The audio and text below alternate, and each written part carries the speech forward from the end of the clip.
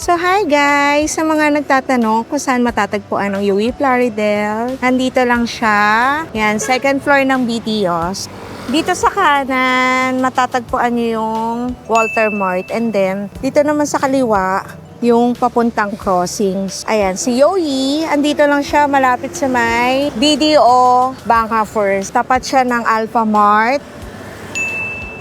Malapit sa may AUB and China Bank. So, ayan lang guys. Pag naman dito ka naman papunta ka, galing ka doon sa may crossing.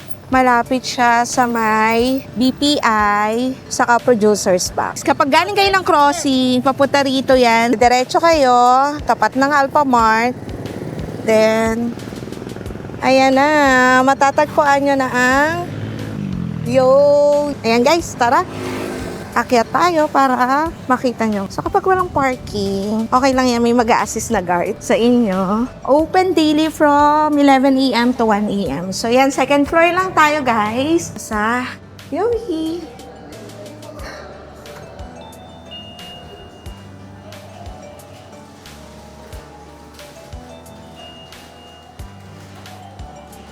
So, yan guys.